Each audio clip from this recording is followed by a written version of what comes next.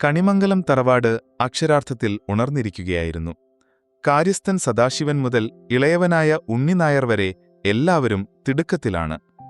കാരണമുണ്ട്. വർഷങ്ങൾക്ക് ശേഷം അവൾ വരികയാണ്. സദാശിവ, അവൾ എപ്പോഴാ എത്തുക? നിനക്ക് വല്ല നിശ്ചയമുണ്ടോ? ഗൗരവം നിറഞ്ഞ ശബ്ദത്തിൽ കേശവൻ നായർ ചോദിച്ചു. തമ്പുരാനെ, ഞാൻ ഇന്നലെ പറഞ്ഞ കാര്യം. സദാശിവൻ പരിങ്ങി. ഓർമ്മക്കുറവ് അയാളുടെ കൂടപ്പിറപ്പാണ്. എന്നാലും കണിമംഗലത്തെ കാര്യസ്ഥൻ സ്ഥാനം തലമുറകളായി അയാളുടെ കുടുംബത്തിനായിരുന്നു.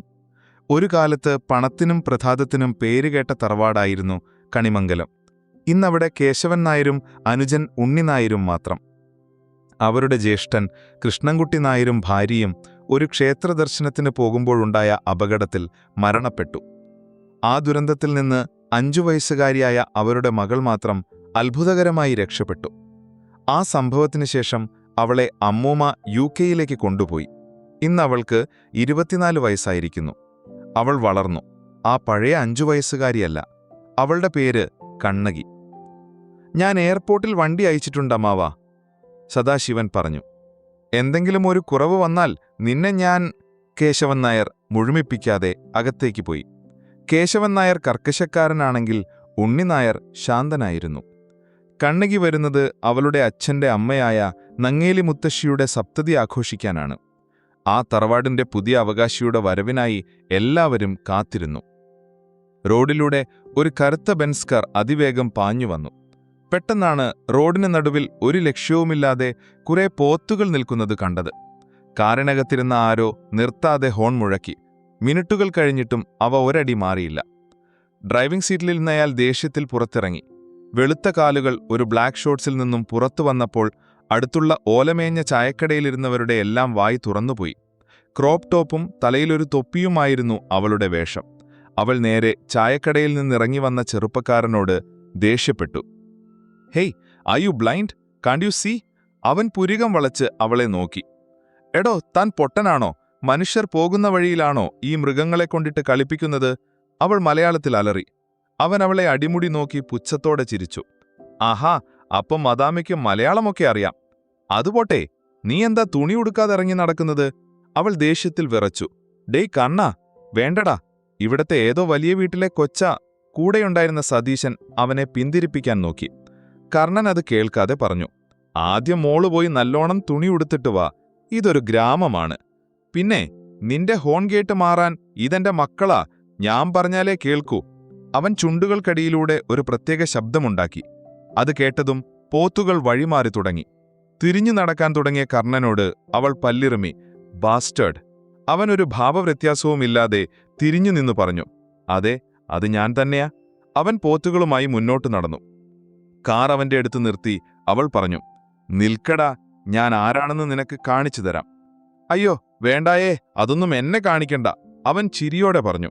അവൾ ദേഷ്യത്തിൽ കാറിന്റെ ഗ്ലാസ് ഉയർത്തി വണ്ടി മുന്നോട്ടെടുത്തു. തറവാട്ടിൽ കണ്ണകിയെ വരവേൽക്കാൻ എല്ലാവരുമുണ്ടായിരുന്നു.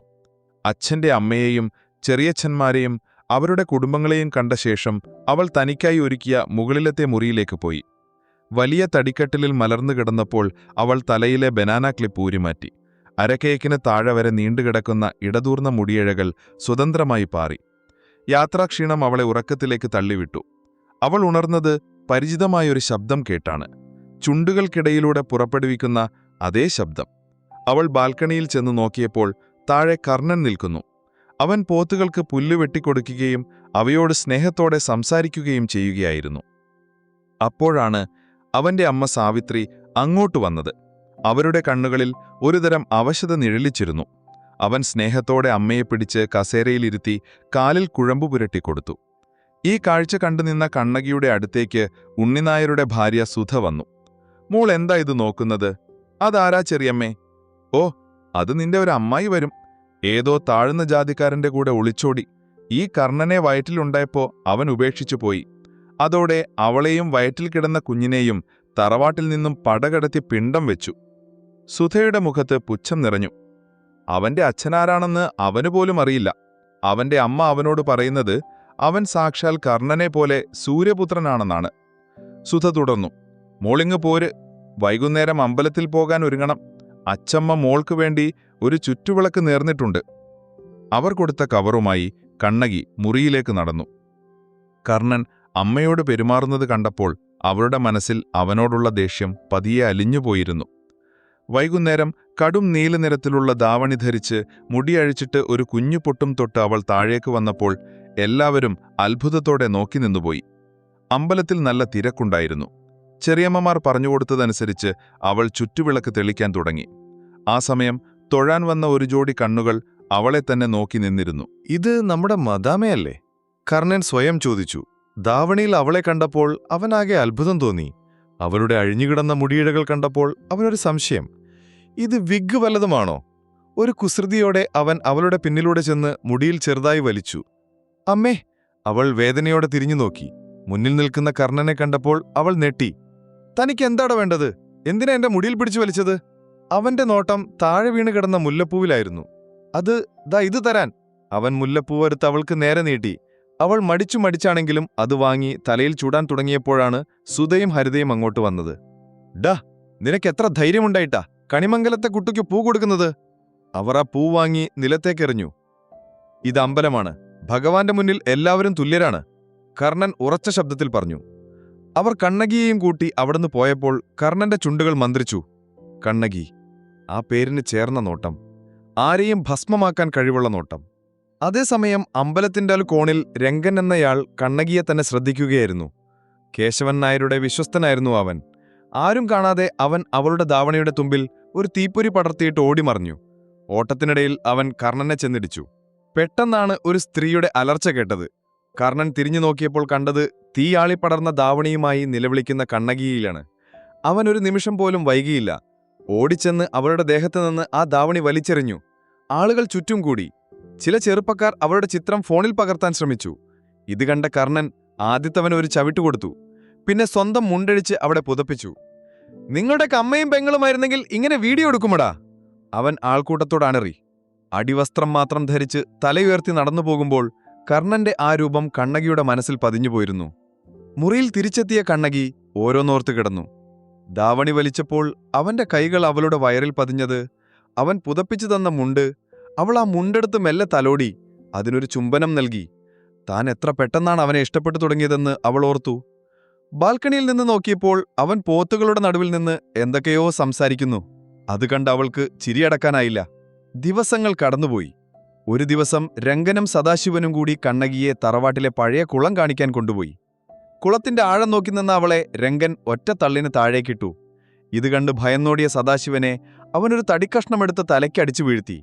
രംഗൻ തറവാട്ടിലേക്ക് ഓടിച്ചെന്ന് അലറി, യമാനെ, നമ്മുടെ കുഞ്ഞ് കാൽ തെറ്റി കുളത്തിൽ വീണു.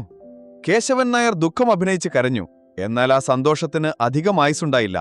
പിന്നിൽ നിന്ന് കിട്ടിയൊരു ചവിട്ടിൽ രംഗൻ മുന്നോട്ട് വീണു. പറയടാ, ആര് പറഞ്ഞിട്ടാ നീ ഇത് ചെയ്തത്? കർണൻ അലറി. അടിയുടെ വേദനയിൽ രംഗൻ എല്ലാം തുറന്നു പറഞ്ഞു. കേശവൻ നായർ തമ്പുരാൻ പറഞ്ഞിട്ടാ ഞാനിത്. എല്ലാവരും ഞെട്ടിത്തെരിച്ചു നിന്നു. അപ്പോഴേക്കും നനഞ്ഞ ശരീരവുമായി കണ്ണകി അങ്ങോട്ട് വന്നു. കർണൻ അവളെ രക്ഷിച്ചിരുന്നു. അവൾ ചെറിയച്ഛന്റെ മുന്നിൽ ചെന്ന് ചോദിച്ചു, സത്യമാണോ? എന്തിനു വേണ്ടിയായിരുന്നു? അതെ, നിന്റെ അച്ഛൻ എന്നെ ഒന്നിനും കൊള്ളാത്തവനായി കണ്ടു. അവന്റെ അടിമക്കണി ചെയ്ത് ഞാൻ മടുത്തു. അതുകൊണ്ടാ അവനെയും അവന്റെ കുടുംബത്തെയും ഞാൻ പരലോകത്തേക്ക് അയച്ചത്, അയാൾ അലറി. അപ്പോഴേക്കും കർണൻ വിളിച്ചനുസരിച്ച് പോലീസ് അവിടെ എത്തി. ഞാൻ തിരിച്ചുവരും, നിന്നെ ഈ ഭൂമിയിൽ നിന്ന് ഇല്ലാതാക്കും എന്നലറിക്കൊണ്ട് കേശവൻ നായരെ പോലീസ് കൊണ്ടുപോയി. ആ തറവാട്ടിൽ ഒരു നിമിഷം പോലും നിൽക്കാൻ അവർക്ക് തോന്നിയില്ല. സ്യൂട്ട് കേസുമായി അവൾ പടിയിറങ്ങുമ്പോൾ മനസ്സിൽ ശൂന്യതയായിരുന്നു. എയർപോർട്ടിലേക്കുള്ള വഴിയിൽ വീണ്ടും റോഡിന് നടുവിൽ പോത്തുകൾ. അവൾ ഹോൺ മുഴക്കി.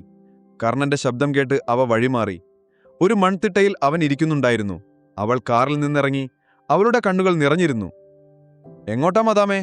എയർപോർട്ടിലേക്ക്. അവൾ തേങ്ങി. എനിക്കാരുമില്ലെന്ന് ആരാ പറഞ്ഞത്? എന്റെ കൂടെ വാ, അവിടെ ഒരാൾ നിന്നെയും കാത്തിരിപ്പുണ്ട്. പടിയടച്ച് പിണ്ടം വച്ചെന്നേ ഉള്ളൂ. എന്റെ അമ്മയും നിന്റെ അമ്മയും തന്നെയാണ്. അവൻ അവളെ കൂട്ടി അവന്റെ വീട്ടിലേക്ക് പോയി. കർണന്റെ അമ്മ അവളെ ഇരു കൈകളും നീട്ടി സ്വീകരിച്ചു. കുറച്ചു ദിവസങ്ങൾക്ക് ശേഷം ഒരു രാത്രിയിൽ അവൾ കർണന്റെ മുറിയിൽ കയറി. ചുമരിൽ ഭംഗിയായി ഫ്രെയിം ചെയ്തു വച്ചിരിക്കുന്ന അമ്പലത്തിൽ വെച്ച് തീപിടിച്ച അവളുടെ ദാവണിയുടെ ഒരു കഷ്ണം, കൂടെ അന്നവർ കൊടുത്ത മുല്ലപ്പൂവും. അവന്റെ ഡയറി തുറന്നപ്പോൾ അതിൽ ഇങ്ങനെ എഴുതിയിരിക്കുന്നു: ദീപപ്രഭയിൽ കണ്ടു ഞാൻ ഒരുവളെ, അവളുടെ കണ്ണുകളിൽ ഈ മഹാഗോളത്തെ ചുട്ടരിക്കാനുള്ള അഗ്നി. അന്നത്തെ രാത്രി അവൻ വന്നപ്പോൾ അവൾ അവനെ തടഞ്ഞു നിർത്തി. ബെല്ലരി, എന്നെ ഇഷ്ടമാണോ? അവൻ ഒഴിഞ്ഞു മാറാൻ ശ്രമിച്ചപ്പോൾ അവൾ അവനെ ചുമരോട് ചേർത്ത് നിർത്തി അവന്റെ ചുണ്ടുകളിൽ ചുംബിച്ചു. ഇനി പറ, ഞാൻ പോകണോ? അവൻ അവളെ സ്നേഹത്തോടെ പുണർന്നു. നിന്നെ അന്ന് അമ്പലത്തിൽ വെച്ച് കണ്ടപ്പോഴേ എന്റെ മനസ്സിൽ കയറിയവളാ നീ. പക്ഷേ എനിക്കതിനുള്ള യോഗ്യതയുണ്ടോ? അവൾ അവന്റെ കണ്ണുകളിലേക്ക് നോക്കി പറഞ്ഞു. നിങ്ങൾക്ക് മാത്രം അതിനുള്ള യോഗ്യത. പിറ്റേ ദിവസം അവളെ കൂട്ടാനായി അമ്മുമ്മ വന്നപ്പോഴും കർണൻ പോകാൻ പറഞ്ഞപ്പോഴും അവൾ പോയില്ല. അവന്റെ പിതൃത്വമില്ലായ്മ തനിക്കൊരു പ്രശ്നമല്ലെന്നും അവനെ വിട്ടുപോകില്ലെന്നും അവൾ ഉറപ്പിച്ചു പറഞ്ഞു. അവരുടെ പ്രണയത്തിന് സാക്ഷികളായി രണ്ടമ്മമാരും സന്തോഷക്കണ്ണുനീർ പൊഴിച്ചു. വർഷങ്ങൾക്ക് ശേഷം, ഓയ് ബെല്ലാരി, നിങ്ങളവിടെ എന്തു ചെയ്യുവാ? എടി വെണ്ണില കൊച്ചേ, ഞാൻ നമ്മുടെ പോത്തുട്ടന്മാരോട് നമ്മുടെ ലവ് സ്റ്റോറി പറയാ. ആ ബെസ്റ്റ്, വർഷ 2 നിങ്ങളിത് പറഞ്ഞു തീർത്തില്ലേ? എന്റെ മതാവകുട്ടിയെ, ഇത് പറഞ്ഞാൽ തീരുന്നൊന്നാണോ? അവൻ കുറുമ്പോടെ അവളുടെ മൂക്കിൽ തൊട്ടു. അവൾ കളിയാക്കി ചിരിച്ചുകൊണ്ട് അകത്തേക്ക് ഓടി. അവൻ പിന്നാലെയും. അവരുടെ ഹൃദയങ്ങൾ തമ്മിൽ അത്രമേൽ ആഴത്തിൽ പരസ്പരം ഇഷ്ടപ്പെട്ടിരുന്നു.